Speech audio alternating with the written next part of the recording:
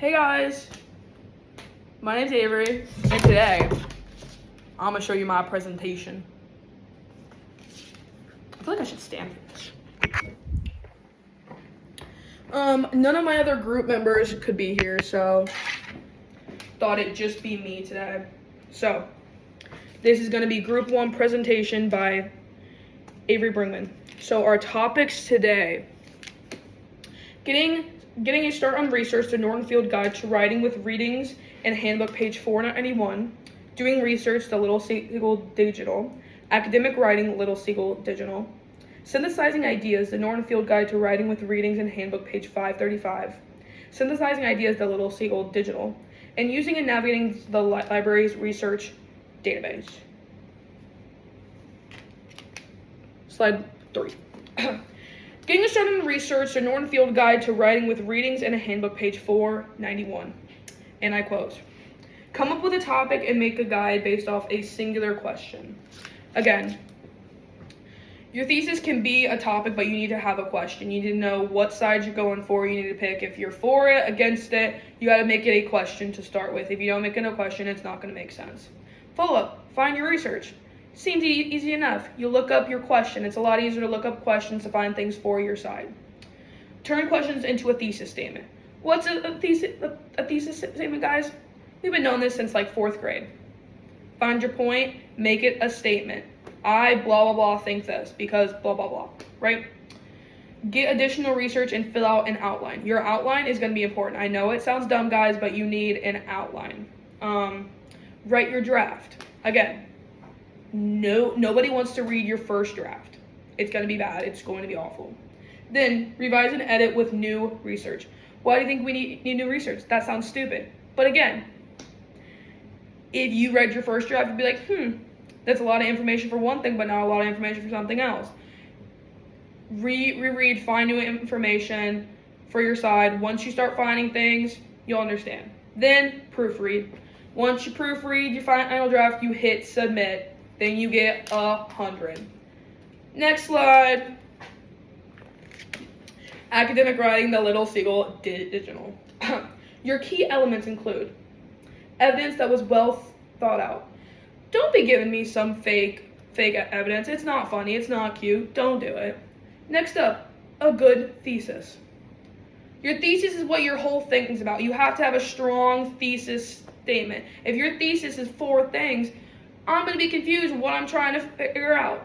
Again, finally, I'm just kidding. I'm on my 3rd one. A rebuttal showing both sides. You have to show both sides. You're going to have that little 3rd paragraph where you're like, I got to show the other side. Find information for both sides. Next up, valid reasons with evidence. It just makes sense at this point. You got to find your reasons. You got to find your evidence. You got to have good reasons that have a bunch of evidence with it. Qualified sources. If you're going on some weird website to find your evidence and you're only seeing it there, it's probably not true. Following up, a good stance. You gotta stand on something. So you gotta find a good stance for it. Following up, why is the topic important? I don't care about a boring topic. You gotta make sure it's important. And finally, use proper grammar. That's the most important thing, guys. You got to remember, important grammar. Say it with me. Important grammar. Perfect. Again, next slide. I hope you like the blue theme. Synthesizing ideas, the Norton Field Guide to Writing and Reading.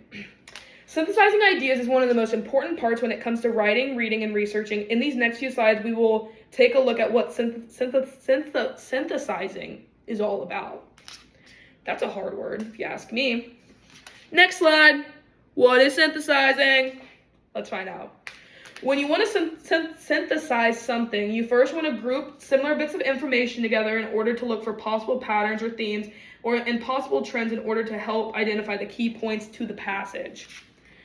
No one's going to read an article for 10 minutes and it's not going to have key points. You know what I mean? Find things that all are similar and all make sense. Okay, guys? If you're not doing that, I'm going to sit down. I'm going to switch sides. Keeping y'all on your toes today. But, Find patterns, find themes between different sources. If they're all saying the same thing and just slightly different words, it all means the same thing. Doing your research. Y'all are going to find out this is basically saying everything 4 times. So if I'm repeating myself, it's not my fault, guys.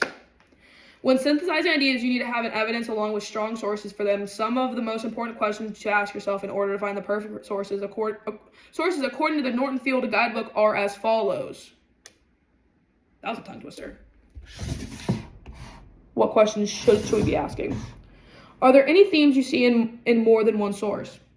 If something has the same theme over like 4 over 4 articles, you might want to believe it. Hot take. Which source makes the strongest argument? I don't care if you believe something. If you can't find evidence for it, then you might be wrong. Find sources that make good points, that make you believe them. Following up, do any of your sources use the same terms as the others? Same keywords, same points? If someone's saying the same words over and over again, you should probably believe it.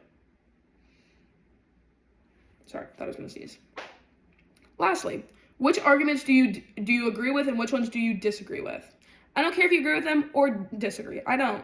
If it makes a good point and it has good evidence, use it.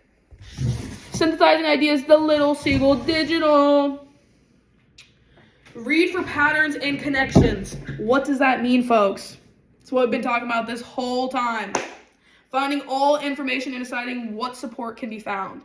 Always read with an open mind and see if there's any stronger arguments. Even if you don't agree with what you write, find information for opposing sides. This was the slide, guys. Sorry, I didn't show y'all. Read stuff with an open mind. I don't care if you believe it or not. If it has good information and if it has good points, you should probably believe it. Finally, navigating the library database. This is when I stand back up, folks. I feel like I'm keeping y'all engaged well. Let me know if I'm not. So, first, you must pick which database you want to use. There's Gale. There's academic ones. There's ones for stories. Figure out which topic is and which one makes most sense in the database. Then, you search up your keywords. You can do questions. You can do just verbs, just nouns.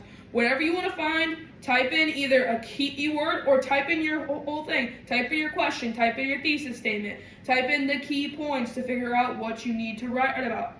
Finally, you can find this all underneath a tab on your little student page. You hit student, you scroll down, you find library, you click on that.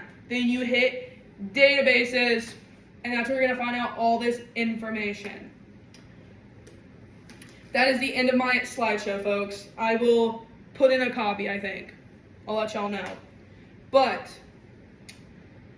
no one else wanted to do this presentation with me, so my name's Avery. If you have any questions, comments, concerns, send me a little message. But that's it for me. Hope y'all enjoy this. Because I sure did.